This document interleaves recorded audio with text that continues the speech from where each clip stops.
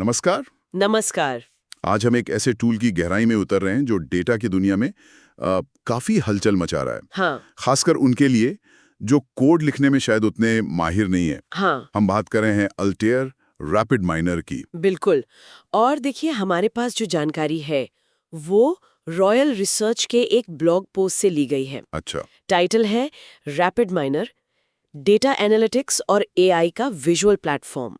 तो आज हमारी कोशिश यही समझने की है कि भाई ये टूल असल में है क्या, ये डेटा के साथ मतलब जादू कैसे करता है, राइट। और क्यों ये कारोबारियों, शोधकर्ताओं या बस कुछ नया सीखने वालों के लिए इतना काम का हो सकता है। हाँ, और जो खास बात मुझे लगी वो ये कि इसका इंटरफेस विजुअल है, देखने में आसान। बिल्कुल। और इसमें लो कोड नो कोड, मतलब बिना ज्यादा कोड लिखे या बिल्कुल कोड लिखे बिना काम हो जाता है। सही। ये भी शायद बताना जरूरी है कि 2022 में अल्टेयर इंजीनियरिंग ने इसे खरीद लिया था। हाँ, अधिग्रहण हुआ था। और तब से ये रैपिड माइनर से अल्टेयर रैपिड माइनर बन गया। तो चलिए शुरू करते हैं। आखिर ये प्लेटफॉर्म इतने सारे डेटा को, मतलब उपयोगी जानकारी में बदलता कैसे है? सुनने में तो काफी जटिल लगता है ये। देखिए, जटिलता को आसान बनाना ही इसका मेन काम है। अल्टेयर रैपिड माइनर एक एंड टू एंड प्लेटफॉर्म है। End to end. हाँ, मतलब शुरू से आखिर तक सब। हाँ। हाँ, डेटा लाने से लेकर नतीजे दिखाने तक सब कुछ एक ही जगह। और इसका सबसे बड़ा आकर्षण है विजुअल प्रोग्रामिंग। Visual programming. हाँ, मतलब आप कोड नहीं लिखते। इसमें छोटे छोटे बिल्डिंग ब्लॉक्स होते हैं जिन्हें ऑपरेटर्स कहते हैं। अच्छा, ऑपरेटर्स। उनको बस स्क्रीन पर खींचकर ड्रैग एंड ड्रॉप करके जोड़ते जाना होता है। अरे वाह। ये ऑपरेटर्स ही सारा काम करते हैं। डेटा तैयार करना, मशीन लर्निंग मॉडल बनाना, एआई को इस्तेमाल में लाना, ये सब। अच्छा, तो ये उन लोगों की मुश्किल हल करता है जिनके पास डेटा तो बहुत सारा है पर उसे समझने के लिए कोडिंग का ज्ञान शायद उतना नहीं है। ये तो बहुत बड़ी बात है। बिल्कुल। कोई सरल सा उदाहरण दे सकती हैं इसका? कैसे काम आता होगा ये? जरूर। मान लीजिए कोई छोटी कंपनी है। ठीक है। वो जानना चाहती है कि उसके कौन से ग्राहक उसे छोड़कर जा सकते हैं, मतलब कस्टमर चर्न। हाँ, ये तो कॉमन प्रॉब्लम है। बिल्कुल। तो उनके पास ग्राहकों का डेटा एक साधारण CSV फाइल में है मान लीजिए। अब रैपिड माइनर इस्तेमाल करके वो बस कुछ ऑपरेटर्स को जोड़ेंगे। जैसे एक ऑपरेटर डेटा पढ़ने के लिए, फिर शायद कुछ वर्गीकरण मतलब क्लासिफिकेशन ऑपरेटर्स जो ग्राहक को समझने में मदद करें। ठीक है। और बस कुछ ही देर में बिना कोई कोड लिखे वो एक लिस्ट बना सकते हैं कि भाई किन ग्राहकों पर ज्यादा ध्यान देने की जरूरत है। अच्छा। और ये सब रंगीन चार्ट्स वगैरह देख भी सकते हैं। बहुत इंटरैक्टिव होता है। वाह, ये तो वाकई काम बहुत आसान करने जैसा लग रहा है। इसका सफर कैसा रहा है? मतलब ये हमेशा से ऐसा ही था या डेवलप हुआ है? नहीं, देखिए, इसकी शुरुआत हुई थी 2007 में रैपिड माइनर के नाम से। अच्छा, काफी पहले। हाँ, और तब ये ओपन सोर्स था। बिल्कुल। फिर धीरे धीरे ये एक कमर्शियल प्रोडक्ट बना। और 2022 में जब अल्टेयर ने इसे खरीदा तो इसका दायरा और बढ़ गया। खासकर इंजीनियरिंग और सिमुलेशन टूल्स के साथ इसका जुड़ाव मजबूत हुआ और ये लगातार बेहतर हो रहा है। आजकल इसमें जेनरेटिव एआई मतलब जेन एआई जैसी नई चीजें भी जुड़ रही हैं। तो मकसद ये हुआ कि AI और डेटा साइंस सिर्फ कुछ गिने चुने एक्सपर्ट्स तक ही सीमित न रहे, ज्यादा से ज्यादा लोग इसका फायदा उठा सकें। बिल्कुल सही। लक्ष्य है एआई का लोकतंत्रीकरण, डेमोक्रेटाइजेशन ऑफ एआई कहते हैं इसे। हाँ। और डेटा साक्षरता मतलब डेटा लिटरेसी को बढ़ावा देना। ये जो खोजपूर्ण डेटा विश्लेषण होता है ना, एक्सप्लोरेटरी डेटा एनालिसिस, हाँ। उसको बहुत आसान बना देता है। आप आसानी से अलग अलग तरीके आजमा सकते हैं, देख सकते हैं कि बीच में क्या हो रहा है और तुरंत बदलाव कर सकते हैं। अच्छा। तो सीखने की प्रक्रिया तेज और मतलब ज्यादा इंट्यूटिव हो जाती है। ये बात तो है। आज के दौर में तो हर तरफ डेटा ही डेटा है, मतलब स्मार्ट घड़ियों से लेकर फैक्ट्रियों की मशीनों तक, ऑनलाइन खरीदारी, सोशल मीडिया, डेटा ही डेटा। हाँ, बिल्कुल। ऐसे में रैपिड माइनर जैसे टूल्स की जरूरत क्यों बढ़ गई है इतनी? आपकी बात एकदम सही है। ये जो इतना सारा डेटा है ना, ये सोना है अगर आप इसे समझ सकें। रैपिड माइनर जैसे उपकरण इसी कच्चे डेटा को एक स्ट्रेटेजिक एडवांटेज मतलब रणनीतिक बढ़त में बदलने के लिए जरूरी है। इनका सबसे बड़ा फायदा है इनका सरल इंटरफेस। हाँ, वो विजुअल वाला। हाँ, जिससे डेटा को साफ करना, समझना, जिसे डेटा रैंगलिंग कहते हैं। डेटा रैंगलिंग, हाँ। और भविष्य का अनुमान लगाने वाले मॉडल बनाना यानी प्रिडिक्टिव एनालिटिक्स, ये सब आसान हो जाता है। तो कोडिंग में जो घंटों लगते थे वो बच जाते हैं। बिल्कुल। इससे टीमें तेजी से प्रयोग कर सकती हैं, आइडियाज टेस्ट कर सकती हैं और जाहिर है बेहतर फैसले ले सकती हैं। क्या कुछ असल दुनिया के उदाहरण हैं कि कंपनियां कैसे इस्तेमाल कर रही हैं इसे? स्रोत में शायद कुछ थे। हाँ, स्रोत में इंटरनेशनल पेपर का जिक्र था। उन्होंने अपनी मशीनों की परफॉर्मेंस को बेहतर बनाने के लिए इसका इस्तेमाल किया। अच्छा, कैसे? उन्होंने ये समझा कि मशीन कब खराब हो सकती है, प्रिडिक्ट किया और फिर मेंटेनेंस को पहले से प्लान कर लिया। इससे डाउन टाइम कम हुआ। बहुत बढ़िया। दूसरा उदाहरण प्रोड्राइव का है। जो एक रेसिंग टीम है। हाँ, रेसिंग में तो डेटा बहुत होता होगा। हाँ बिल्कुल। उन्होंने रेस के दौरान मिलने वाले रियल टाइम डेटा का विश्लेषण करके अपनी रणनीति, रेस स्ट्रेटजी को ऑप्टिमाइज किया। अच्छा। दोनों ही मामलों में डेटा को विजुअली समझना और एआई की मदद से तुरंत फैसले लेना काम आया। ये वाकई दिलचस्प है कि कैसे विजुअल तरीके से काम करना चीज़ों को बदल देता है। शायद इसलिए क्योंकि तब डेटा सिर्फ आईटी वालों की चीज़ नहीं रह जाता, सब समझ सकते हैं। बिल्कुल, यही इसकी सबसे बड़ी खूबी है। देखिए, जब डेटा अलग अलग डिपार्टमेंट्स में बंद रहता है ना, साइलोज में, हाँ, डेटा साइलोस, तो फैसले लेने में देर होती है, मौके हाथ से निकल जाते हैं। रैपिड माइनर जैसे विजुअल वर्कफ्लो इन जटिल प्रक्रियाओं को ट्रांसपेरेंट मतलब पारदर्शी बनाते हैं। इससे अलग अलग टीमों के लोग, चाहे वो मार्केटिंग के हों, फाइनेंस के या प्रोडक्शन के, एक साथ मिलकर डेटा को समझ सकते हैं और उस पर काम कर सकते हैं। तो ये कोलैबोरेशन बढ़ाता है एक तरह से। हाँ, ये एक डेटा प्रेमी संस्कृति, एक डेटा सेवी कल्चर बनाने में मदद करता है और ये छोटे स्टार्टअप से लेकर बड़ी कंपनियों तक सबके लिए काम करता है। अच्छा, कैसे?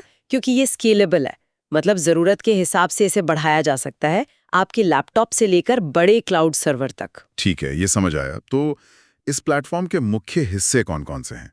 अगर कोई इसे इस्तेमाल करना चाहे तो उसे क्या-क्या मिलेगा इसमें? इसके कई मुख्य घटक हैं जो एक साथ मिलकर काम करते हैं, एक पूरे इकोसिस्टम की तरह। पहला है अल्टेयर एआई स्टूडियो। पहले इसे रैपिड माइनर स्टूडियो कहते थे। अच्छा, एआई स्टूडियो। हाँ, ये वो जगह है जहां आप अपना ज्यादातर काम करते हैं अपने कंप्यूटर पर।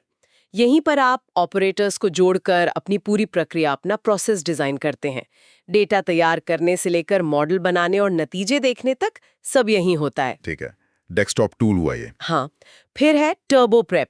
इसे आप डेटा साफ करने का एक इंटरैक्टिव टूल समझ सकती हैं। Turbo prep. हाँ, कुछ एक्सेल जैसा लगता है देखने में, जहां आप डेटा को टेबल में देखते हैं और तुरंत फिल्टर लगाते हैं, बदलाव करते हैं और नतीजा सामने दिखता जाता है। अच्छा, ये तो काफी हैंडी होगा। बिल्कुल। फिर एक बहुत काम का हिस्सा है ऑटो मॉडल। ऑटो मॉडल, ये क्या करता है? ये खासकर उन लोगों के लिए है जो मशीन लर्निंग में नए हैं। ये खुद ही कई सारे मॉडल बनाकर दिखाता है और बताता है कि कौन सा सबसे अच्छा काम कर रहा है आपके डेटा पर। अरे वाह, ये तो जादू जैसा है। हाँ, काफी मदद करता है। फिर बड़ी कंपनियों के लिए है अल्टेयर एआई हब। पहले से रैपिड माइनर सर्वर कहते थे। एआई हब ये मॉडल को बड़े पैमाने पर लागू करने, मतलब डिप्लॉय करने, टीम के साथ साझा करने और प्रोसेसेस को ऑटोमेटिक चलाने, शेड्यूल करने के काम आता है। ओके, एंटरप्राइज लेवल के लिए। बिल्कुल। फिर अल्टेयर वन है जो क्लाउड पर काम करने की सुविधा देता है अगर आपको ज्यादा कंप्यूटिंग पावर चाहिए। और आखिर में एक्सटेंशंस और मार्केटप्लेस है। यहाँ से आप अतिरिक्त क्षमताएं जोड़ सकते हैं।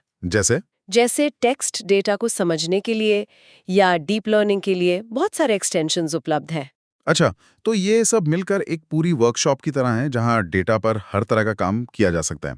अगर किसी को इसे आजमाना हो, शुरुआत करनी हो, तो कैसे करें? क्या ये मुश्किल है इंस्टॉल वगैरह करना? नहीं, शुरुआत करना काफी आसान है। आप अल्टेयर की वेबसाइट altair.com या उनके हेल्प पोर्टल help.altair.com से अल्टेयर एआई स्टूडियो डाउनलोड कर सकते हैं। ठीक है। ये विंडोज, मैक और लिनक्स तीनों पर चलता है और अच्छी बात यह है कि छात्रों और अकादमिक इस्तेमाल के लिए ये मुफ्त भी उपलब्ध है। अरे वाह, ये तो बढ़िया है। हाँ, बस एक लाइसेंस एक्टिवेट करना होता है जो आसानी से मिल जाता है एजुकेशनल पर्पस के लिए। और जब कोई इसे पहली बार खोलेगा तो स्क्रीन पर क्या दिखेगा? मतलब डर तो नहीं लगेगा देखकर? नहीं, बिल्कुल नहीं। शुरुआत में एक स्टार्ट पेज आता है जहां ट्यूटोरियल और बने बनाए टेम्पलेट्स मिलते हैं मदद के लिए। मुख्य स्क्रीन पर 3 हिस्से होते हैं। एक तरफ आपको सारे ऑपरेटर्स यानी वो बिल्डिंग ब्लॉक्स दिखेंगे जिन्हें आप इस्तेमाल करेंगे। बीच में एक खाली जगह होगी जिसे डिजाइन व्यू कहते हैं, जहां आप इन ऑपरेटर्स को जोड़कर अपना वर्कफ्लो बनाएंगे। ठीक। और नीचे या साइड में रिजल्ट्स पेन होता है जहां नतीजे दिखते हैं। ओके। शुरुआत करने के लिए सबसे अच्छा तरीका है कि इसके साथ आने वाले सैंपल डेटा, जैसे एक गोल्फ डेटा सेट है, उस पर बने वर्कफ्लो को खोलकर देखें और समझें कि चीजें कैसे काम करती हैं। अच्छा, सैंपल से सीखना आसान रहेगा। हाँ, और सामान्य इस्तेमाल के लिए 8 GB रैम वाला कंप्यूटर काफी है। बहुत ज्यादा हाई-फाई मशीन नहीं चाहिए होती। ये तो ठीक है, पर डेटा तो अलग अलग जगहों पर होता है ना, मतलब फाइलों में, डेटाबेस में, क्लाउड में। क्या ये हर तरह के डेटा से जुड़ सकता है? हाँ, इसकी कनेक्टिविटी काफी मजबूत है। ये सामान्य फाइलों जैसे CSV, एक्सेल, JSON से तो जुड़ ही सकता है। वो तो बेसिक है। हाँ, बल्कि ये PDF फाइलों से भी डेटा निकाल सकता है। अच्छा, PDF से भी? हाँ, फिर बड़े डेटाबेस जैसे SQL सर्वर, Oracle, PostgreSQL, इनसे आसानी से कनेक्ट हो जाता है। आजकल जो क्लाउड स्टोरेज चलते हैं जैसे Amazon S3 या Azure Blob Storage, उनसे भी डेटा ला सकता है। बहुत अच्छे। और तो और कंपनियों में चलने वाले बड़े सिस्टम्स जैसे SAP या Fiserv, मतलब ERP सिस्टम्स, उनसे भी जुड़ सकता है। SAP से भी? वाह, ये तो काफी वर्सेटाइल है। कनेक्शन बनाना कितना आसान है? मान लीजिए मुझे अपनी कंपनी के सेल्स डेटाबेस से जुड़ना है, क्या करना होगा? इसके लिए खास ऑपरेटर्स हैं। जैसे रीड CSV फाइल के लिए है, वैसे ही रिट्रीव फ्रॉम डेटाबेस है। अच्छा। आपको बस वो ऑपरेटर खींच कर लाना है, कनेक्शन की डिटेल्स डालनी है जैसे सर्वर का नाम, यूजर नेम, पासवर्ड वगैरह, ठीक है। और ये जुड़ जाएगा। ये अलग अलग स्रोतों से आए डेटा को मिलाने, मतलब ब्लेंड करने के लिए जॉइन जैसे ऑपरेटर्स का इस्तेमाल करता है। और हाँ, एक और बात, ये कभी-कभी रिपोर्ट जैसी चीजों में छिपे डार्क डेटा, मतलब अनस्ट्रक्चर्ड डेटा को भी निकालने में मदद कर सकता है। डार्क डेटा, अच्छा। हाँ, तो डेटा मिल गया, अब बारी आती है उसे साफ सुथरा करने की। अक्सर डेटा में गड़बड़ियां होती हैं, खाली जगह होती है, मिसिंग वैल्यूज, उसे कैसे ठीक करते हैं इसमें? इसके लिए 2 मुख्य तरीके हैं। एक तो है टर्बो प्रेप टूल, जो मैंने पहले बताया था। हाँ, टर्बो प्रेप। वो बहुत इंटरैक्टिव है। आप डेटा को एक टेबल की तरह देखते हैं और बस क्लिक करके फिल्टर लगा सकते हैं, खाली वैल्यू भर सकते हैं, कॉलम को रीशिप कर सकते हैं, पिवट कर सकते हैं, अच्छा। और नतीजा तुरंत सामने दिखता है। ये बिल्कुल वैसा है जैसे आप एक्सेल में करते हैं, पर डेटा साइंस के कामों के लिए ये ज्यादा शक्तिशाली है। और दूसरा तरीका, ऑपरेटर्स वाला? हाँ, दूसरा तरीका है ऑपरेटर्स का इस्तेमाल करना। ये ज्यादा लचीलापन देता है, ज्यादा कंट्रोल देता है।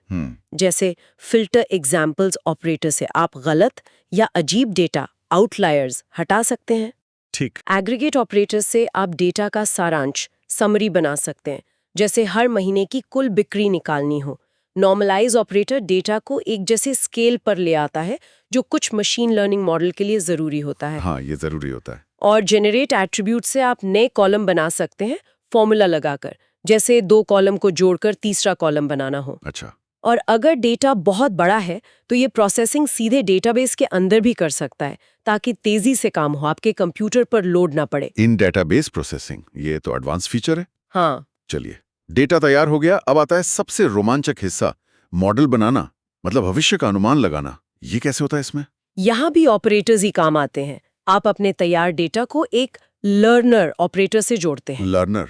हाँ, लर्नर असल में एक मशीन लर्निंग एल्गोरिदम होता है, जैसे डिसीजन ट्री। डिसीजन ट्री, हाँ। जो आने वाले सवालों की एक श्रृंखला बनाकर फैसला करता है। हाँ। या लॉजिस्टिक रिग्रेशन, जो किसी घटना की संभावना बताता है, जैसे कोई ग्राहक खरीदेगा या नहीं।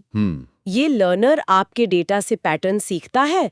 आप अलग अलग लर्नर्स को आजमा सकते हैं, ये देखने के लिए कि कौन सा सबसे अच्छा नतीजा देता है। क्या इसमें हमें खुद ही चुनना पड़ता है कि कौन सा फीचर, मतलब डेटा का कॉलम महत्वपूर्ण है मॉडल के लिए? आप चुन सकते हैं। सिलेक्ट एट्रीब्यूट्स जैसा ऑपरेटर है, जिससे आप कम महत्वपूर्ण फीचर्स हटा सकते हैं। अच्छा।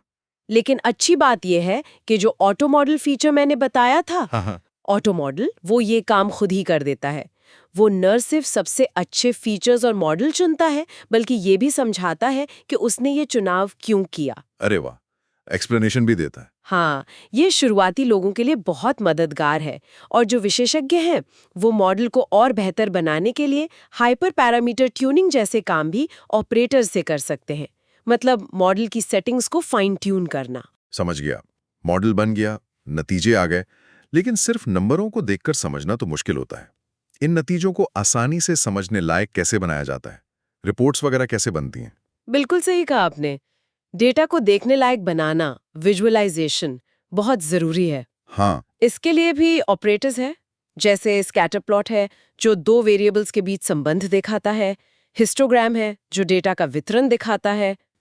जब आप अपनी प्रक्रिया चलाते हैं तो नतीजे वाले हिस्से में, रिजल्ट्स पेन में, ये चार्ट्स इंटरैक्टिव रूप में दिखते हैं। इंटरैक्टिव मतलब आप जूम कर सकते हैं, किसी पॉइंट पर माउस ले जाकर उसकी डिटेल देख सकते हैं, फिल्टर लगा सकते हैं। अच्छा, और अगर आपको एक फॉर्मल रिपोर्ट बनानी है तो रिपोर्ट ऑपरेटर का इस्तेमाल करके आप इन सभी चार्ट्स और नतीजों को एक PDF या HTML फाइल में डाल सकते हैं। ओके। इसमें AI संचालित स्पष्टीकरण जैसी उन्नत चीजें भी हैं जो चार्ट को देखकर बताती हैं कि उसमें क्या खास बात है। अच्छा, AI बताता है? हाँ, और अगर आपको रियल टाइम डेटा देखना है तो ये पेनोप्टिकॉन जैसे दूसरे एल्टेक टूल के साथ भी जुड़ सकता है। बहुत खूब।